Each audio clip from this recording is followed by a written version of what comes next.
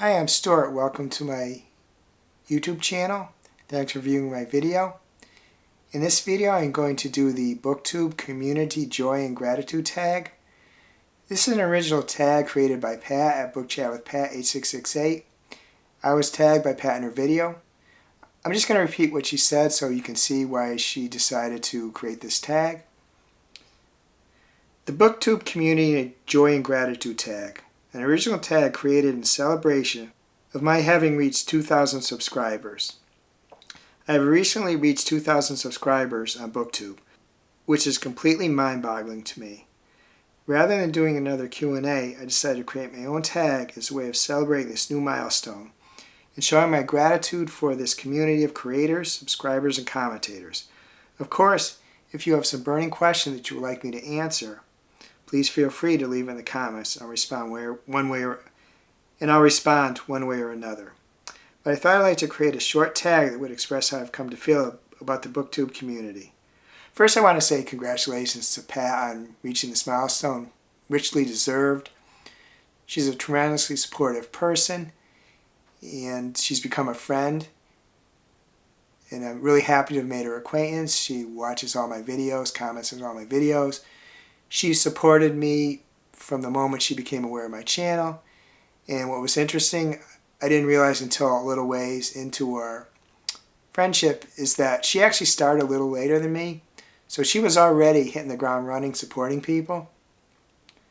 So again, congratulations, Pat, richly deserved. And this is a great tag. It reflects what the qualities you bring to YouTube, Booktube. There are 8 prompts in this tag. The first prompt is, name an author whose books bring you joy or discuss a specific book that made you feel joyful. Joy, let's be grateful for the people who make us happy. They are the charming gardeners who make our souls blossom. Marcel Proust. Upon thinking about this prompt, I realized that I read a lot of dark books. I read a lot of fantasy, horror, mysteries. Every one, I think, involves a murder. I read some nonfiction books about nature, and those tend to have some sobering thoughts on the effect of the human race on plants and animals. I don't read too many books that could be described as joyful. I enjoy reading them, but I wouldn't describe them as joyful. But I do read a fair amount of romances, and those can frequently be joyful. So the author I want to mention is Emily Henry.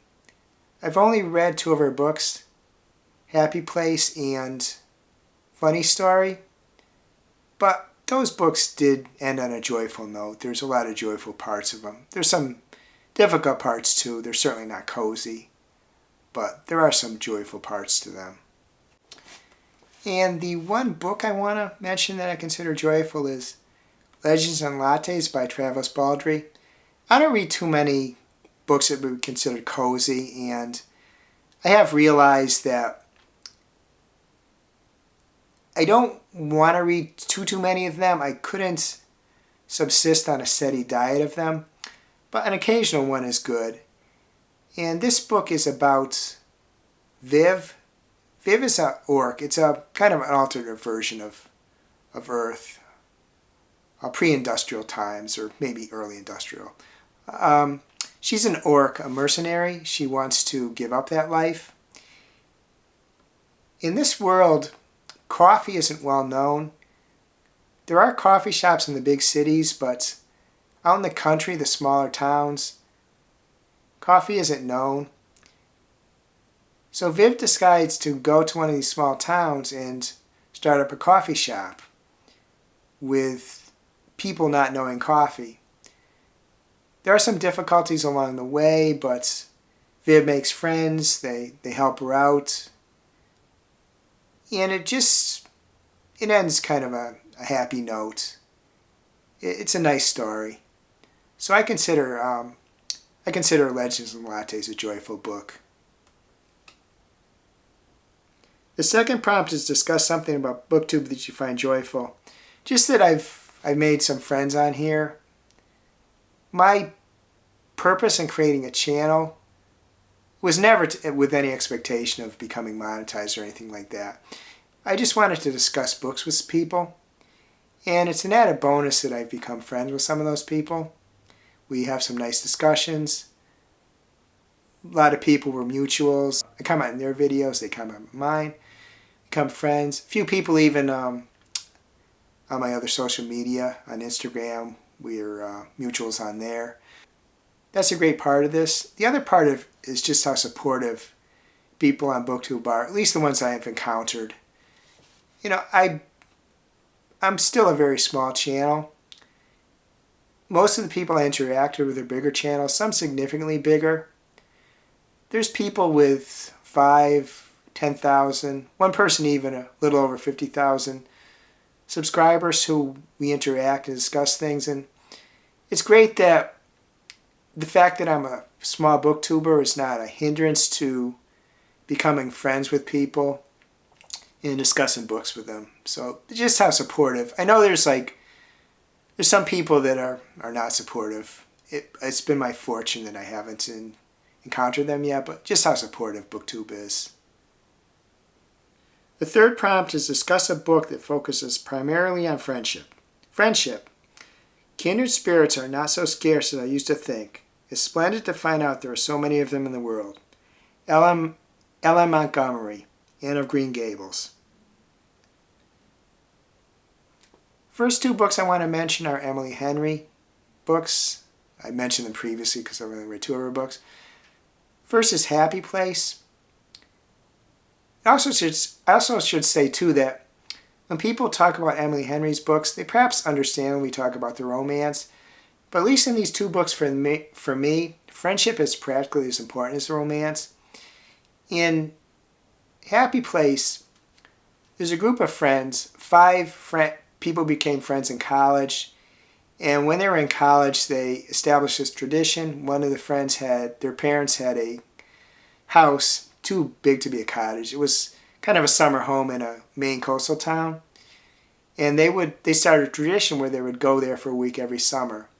Later on, one of the friends got in a romantic relationship, so there was a sixth person. So they spent a week in the summer in this house. And at the time of the story, they're going to have to stop because the parents are selling the house. What happened is there became some friction, some splits in the friendship, some difficulties, some things they had to work through. And they did work through them, and I thought that was great because it showed me that at some point, most likely a friend group is going to have to leave the traditions of their younger years, the youth of their college years, and establish new traditions. They can remain friends, but as they have more and more adult responsibilities, they just can't keep the old traditions. They just need to develop new ones. The other Emily Henry book, Funny Story. In this book, the main part of it is first it starts as fake dating, and then over the book develops into romance between a couple of people. But the woman in the story, she has based her life on, her modern, recent life, the last several years, on a relationship with a man who, on the verge of getting married at his bachelor party, he reconnects with a woman who up to this point they were just friends, and they decide to have a romantic relationship. And she doesn't really have any friends outside of their friend group, his friend group. Even a former friend of hers is now part of that new friend group because of a relationship in that friend group she developed. So she doesn't have any friends, and she works at a library. She develops a friendship with a fellow employee at the library. That becomes an important part of her life. And in this book, maybe a little less than the first one, the friendship isn't maybe as important, but it's very important to the book. And it just shows the value of friendship. it just shows the value of friendship in a person's life. And it's romantic relationships are important, but friendships are important, and they can be as important or even more important. The third, this is actually a third book and story. It's actually a story in a book. The story is Two Talented Bastards, and it is Bastards. I think that's down home Maine kind of accent for the word. Two Talented Bastards, which is the first short story in You Like It Darker by Stephen King. In this case, there's two men. They were friends when they were kids. Their friendship continued into adulthood. They started and ran a business together. They went on a weekly hunting trip in a place called the 30 Mile Woods. And the trip was only nominally about hunting. I mean, if they were out and they saw a deer, they might shoot the deer, but they might think, nah, let the deer go. It was more about just bonding, being together. They'd bring a little whiskey, or I think that was their drink of choice. They drink a little, but it's really just being together and bonding and talking over stuff. And in one of these trips, something occurred that changed their lives for the better. One of them became a popular writer. One of them became a popular artist. But they kept that secret their whole lives. They never revealed what happened. So they didn't betray each other's trust. One of them moved away from Maine. The other still lived there, but they were lifelong friends. After I thought of this Stephen King short story as a choice, I was actually, as typically happens to me, I can't sleep for a while at night, so it just came to me. Perhaps an even better choice of Stephen King for friendship is the story It. It is certainly first and foremost a horror novel, but a big part of it is a friendship amongst a group of children. I can't remember their age range. I think they're either close to teens or early teens, 10, 12, 14, something like that. Just this friend group, and they do just kid things. They explore the local woods together. Being Maine, there's a lot of woods. They kind of have to fend off local bullies. Just kids forming a tight bond. And there were some kids on the periphery of that. They didn't get quite in the friend group for whatever reason. But the ones who did it, they just formed a tight bond. So that's another example of a friendship, a great friend group. One thing I like to say too, just on this topic, is that I like to see more books that focus on friends as opposed to a romantic relationship, especially a friendship between a man and a woman. They could use the same romantic tropes, have something like a third act breakup, something like that, have a slow burn friendship. They could use the same tropes. I just like to see a book with friendship being the primary focus as a romance is the primary focus in romances. Those books may exist, but if they do, I'm not familiar with them. I would just like to see those. There's certainly friendships in a lot of books, in horror and mysteries and whatever. But I like to see books where the friendship was the top focus in the book. As I said, as a romance is the top focus in romance books. I think that'd be cool if there were more people did. I don't know how that would sell, but I would like to see those books. And if anybody knows any, please let me know in the comments, because certainly we'll look into them. I like to read one or more. The fourth prompt is discuss an author or a specific book that makes you laugh. Laughter. There's nothing like deep breaths after laughing that hard. Nothing in the world like a sore stomach for the right reason. Stephen Chbosky, The Perks of Being a Wallflower. Just as I don't read too many books that could just on their own be described as joyful, because I read a lot of dark books, I also don't tend to read a lot of books that we characterize as very funny. Sometimes when I see this prompt, similar prompt to this about books that are funny, there's kind of stuff at the edge of my memory, but I can't put my place on the book. I'm not really a comedy guy. I have only seen a couple of comedy shows live as opposed to hundreds of concerts, but Fortunately, a book I just read fits the bill. Just read, I just finished this past Sunday morning.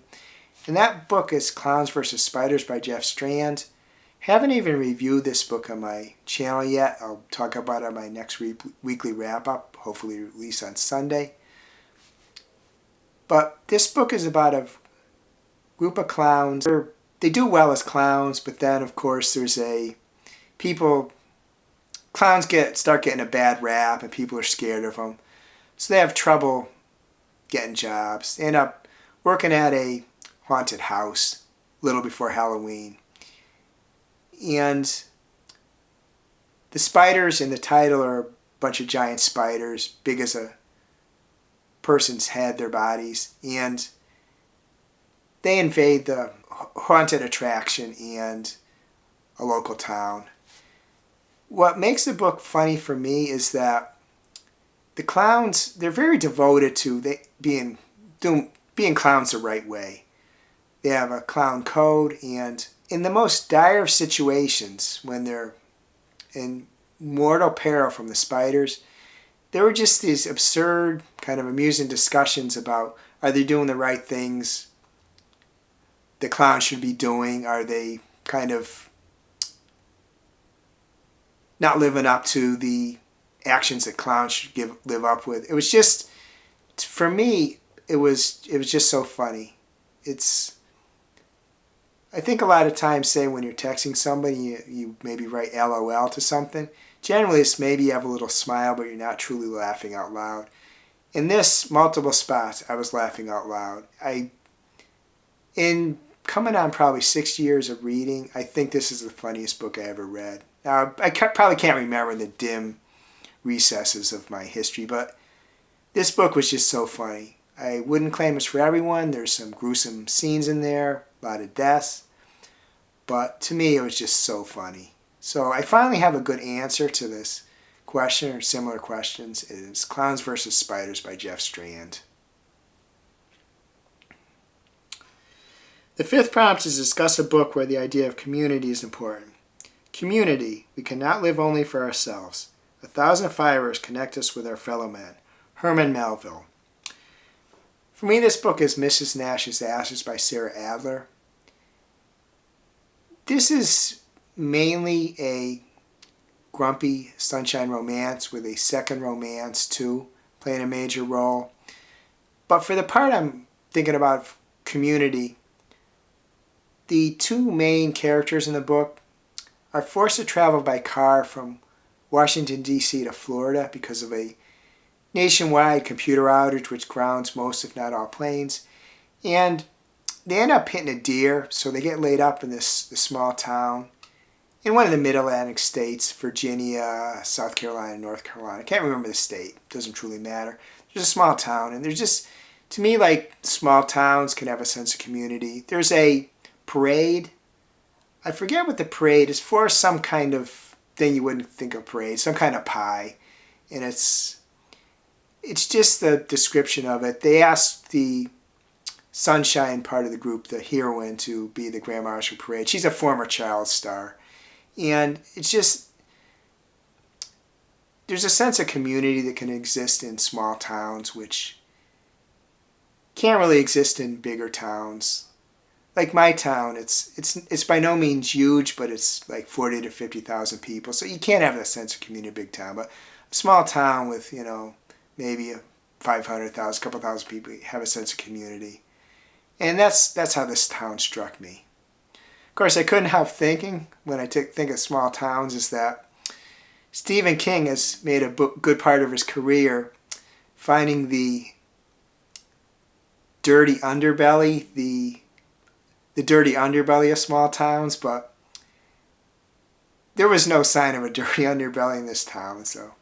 But I couldn't help thinking of Stephen King's small towns, because those main small towns, they got a lot of stuff going on underneath. The sixth prompt is discuss a communal reading experience you've had.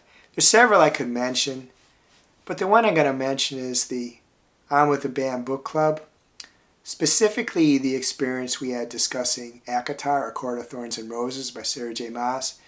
There was a lot of good discussion in Fable about that. I really quite enjoyed it. Not everybody liked the book, but there was some good, healthy discussion. No sniping or anything like that. So that's one really great communal experience I've had. As I said, there's others, and they're ongoing, which is great. But that's the one that stands out to me, which is no knock on the others, because all the experiences have been good. The 7th prompt is name a book in which a character demonstrates real gratitude, or name a book that left you feeling a sense of gratitude. Gratitude, I can no other answer make, but thanks and thanks. William Shakespeare, Twelfth Night. The book I'm selecting is Daughter of the Moon Goddess by Su Lin Tan. I'm just at a part of the book where two main characters, a heroine, Xing Ying, and Captain Wensha. They are members of the Celestial Army. The Celestial Army is a group of immortals. I tend to want to call them gods, but I don't think they're exactly that. They're a group of immortals. They have an army, and there's one of the outlying kingdoms, a seaside kingdom, is having trouble with mermen, so they request assistance from the Celestial Emperor. He sends a group of people headed by Captain Wensha, and Xing Ying is part of the group that's sent there. She's the top archer in the Celestial Army.